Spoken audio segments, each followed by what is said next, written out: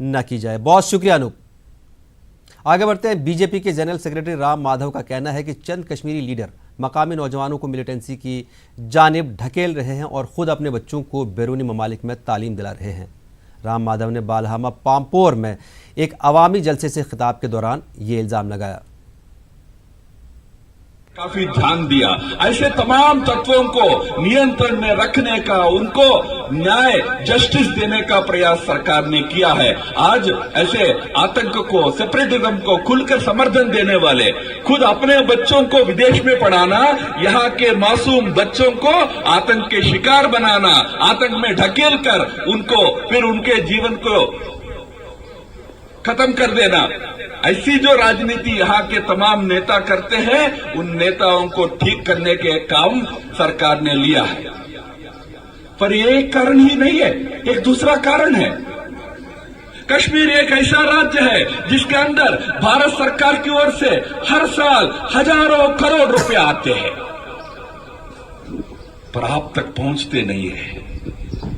यहाँ के कुछ रूलिंग फैमिलीज वो सारे पैसे को कब्जा कर लेते हैं, उसको खा डालते हैं, खत्म कर देते हैं।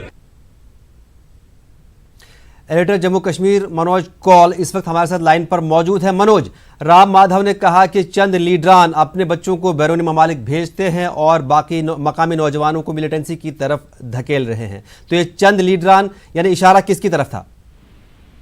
देखिए गौहर, जिस तरह से उन्होंने ये बयान दिया है, जिसमें उन्होंने कहा कि यहाँ कुछ पार्टियां हैं जो कि अपने बच्चों को बाहर पढ़ाती हैं, जबकि जो मकामी नौजवान होते हैं, जो गरीब बच्चे होते हैं, उन्हें मिलिटेंसी की तरफ धकेल देते हैं। तो जाहिर है, हालांकि उन्होंने किसी का नाम तो नहीं लिया है, लेकिन उनका इशारा जो है वो सेपरेटिस्ट ऑर्गेनाइजेशन के था, जो आलत की पसंद तंजीमें हैं, क्योंकि इस तरह के बयान पहले भी आए हैं। पहली बार ऐसा नहीं है कि राम माधव ने इस तरह का बयान दिया है, पहले भी ऐसे बयान आए हैं जिसमें ये कहा गया कि जो सेपरेटिस्ट लीडर्स हैं जम्मू कश्मीर के, वो अपने बच्चों को बाहर पढ़ाते हैं, जबकि बाकी बच्चों को या तो पत्थरबाजी के लिए उकसाते हैं या फिर बंदूक उठाने के लिए रागिब करते हैं। तो जो सीधा सीधा हम ये कहेंगे, हालांकि नाम तो नहीं लिया, लेकिन निशाना उनका सेपरेटिस्ट है।